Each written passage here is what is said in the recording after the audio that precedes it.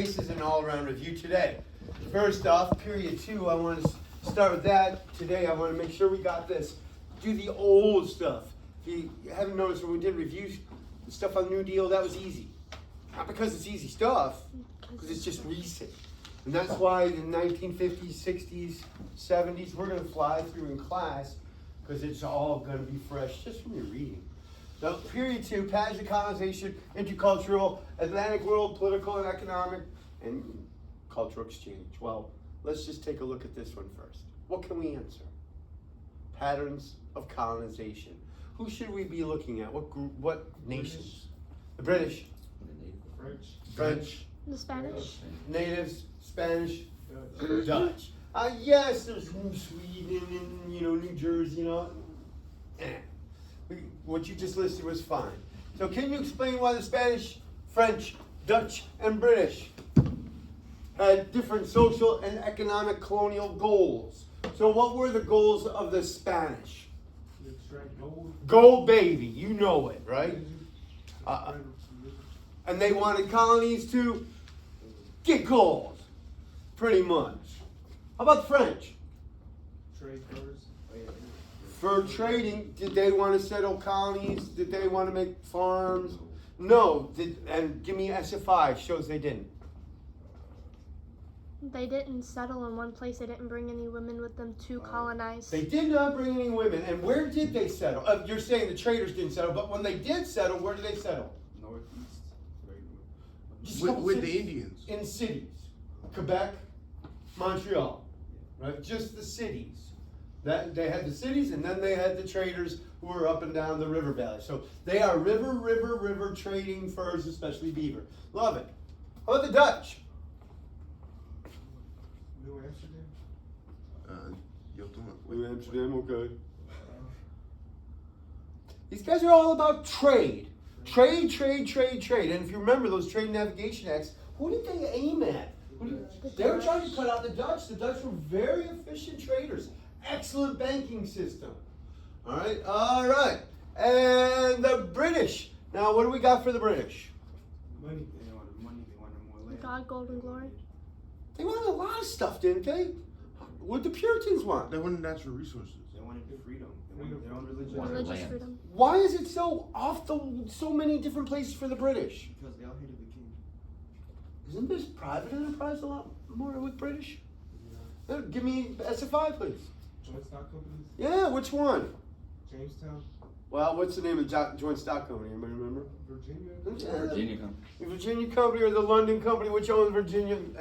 Yes. All right. So different economic goals. What about social goals? We went over those. Families versus no women.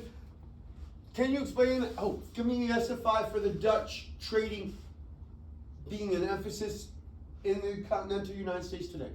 Well, it's in continental United States. You said the name, New Amsterdam, and really, they are the trade center, right? That is why they're so cosmopolitan. They're trading all over the world. All right, can you explain how European colonial powers exploited and or converted Native Americans? How about exploited? Encomienda system. Can you define exploited, please? Yeah, used you. Okay.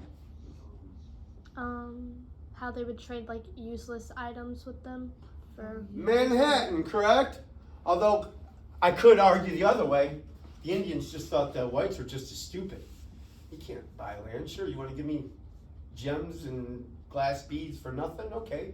You want to give me... I'll take a plastic checker for this air. I mean, like, some stuff wasn't so useless, though. Like, they gave them guns. You mean about big conversion? things? Oh, and by the way, who's an excellent piece of SFI for exploitation, especially the Spanish in California? So you got Juniper Serra and you got De La Casas. These guys are excellent on giving primary sources. So if they're going to give you a primary source on that, I guarantee it's one of those two guys. Guarantee it. All right, I will give each of you $5 if they give you something on that question, and it's not a quote from those two. They're always, that's who it's always going to come to. Next one, can you explain the differences in colonial settlement patterns for English, French, and Spanish? Well, it's really easy for these two. English and French. Where do the English settle? East Coast. East side. Or Be more specific. Yeah, New east. England, northern east, northeast. Okay. Coast. The Chesapeake. The Atlantic coastline. They are on the. Matter of fact, isn't that a commonality? All the colonies have the.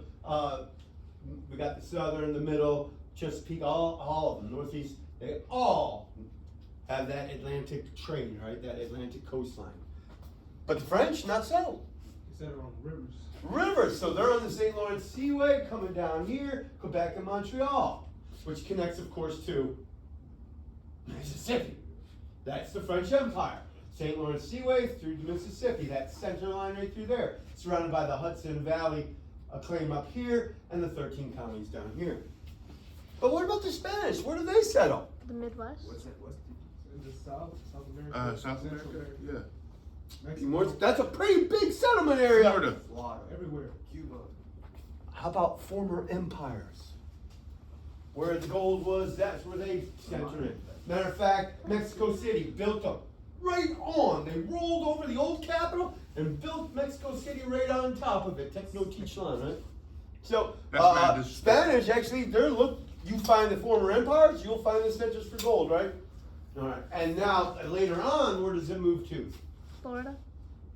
No, not really. You can give me a couple. St. Augustine, okay? Arizona. Where's it moves to sugar, baby, doesn't it? It's moving to the industry, agricultural industry.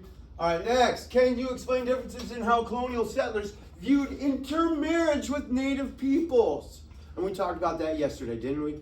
Right. Okay, so The you can see French this did. is one of the questions you must know. Can you give me Spain versus France versus French? Spain versus France versus Britain. And if you can see, I'm at a very high pace. I'm not going to slow down. What was the Spanish view with it? Encomienda. Right? Did they marry? Did they intermarry? Yeah. Yes. How about the? Which one would you say had the? From our point of view, the best. French. The French. They totally equal. They would marry even on. Then you have the Spanish, and of course the British don't. All right. Do I need to know the Dutch in that formula? Nah. Can you explain the development of racial hierarchy in different colonial settlements? Encomienda system. Good. Caste. Okay, encomienda. So they're probably going to hit you with the British, right?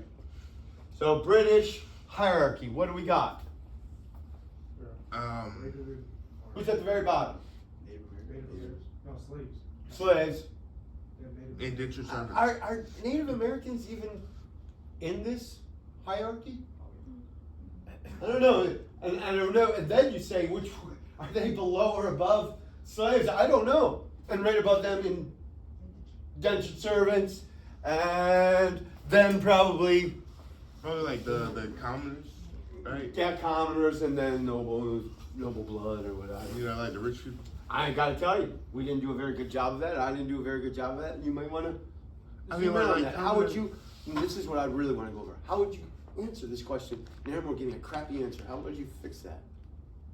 BS. Google the freaking question. Word for word. Cut, paste. Google it. See what you come up with. Somebody's probably done this before. You know APUSH. Crazy students. There's all kinds of stuff on there. So Google it. Hey, you wanted me to do the labor movement. Guess what I did? I got up this morning and got up on the internet and I looked all kinds of stuff up. Here are the things I want to add, some stuff from timelines. And, I don't remember that. I looked it up. Now it's all fresh in my mind. All right, next one. Can you explain that? Emergence. What's emergence mean, Mr. Wells? Rise. Of indentured servitude. Oh, give me one piece of. Specify, please. Bacon's rebellion. Bacon's That's like the rebellion. opposite. Like, Is he right? Triangular trade. Is he right? The second part, yeah. And the Atlantic slave. and the Atlantic slave trade, yeah. No. Look at the word. That's why I asked. Oh, Atlantic, yeah, no. Yeah, emergence, and this got you, didn't it? You wanted to say Bacon's rebellion. Emergence of. No. Okay, so it's asking the emergence of indentured servitude. And this is a 400-year problem. If you want to do an essay with a big idea, labor shortage, labor shortage, labor shortage from the beginning of America to today. Why don't they enforce immigration law or change it? And they need low-wage workers, right? Low-wage workers. So that's where and always have. Always have.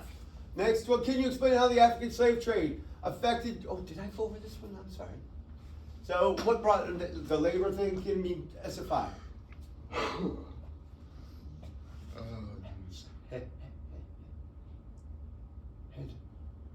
Headright system? The headright system. There's one other out there.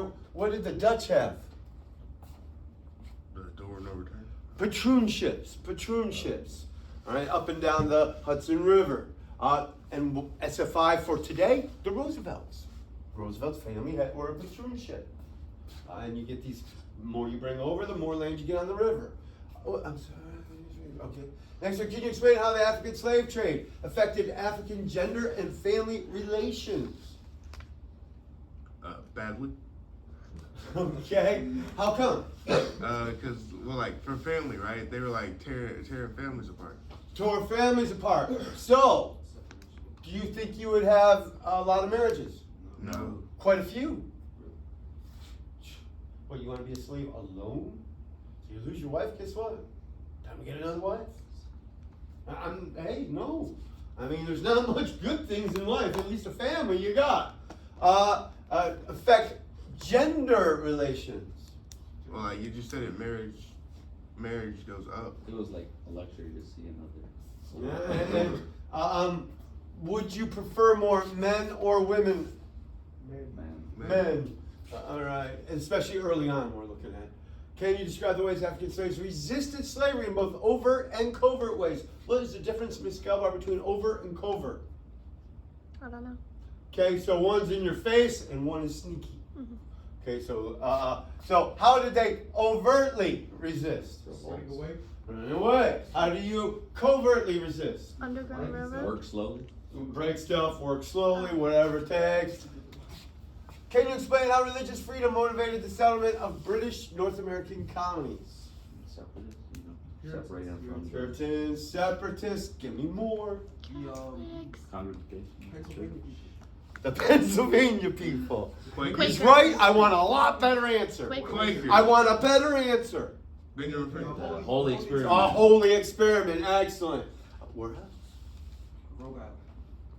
Catholics. I like that. Rhode Island, I like it. Maryland. Maryland, right? The Catholics, Lord Baltimore.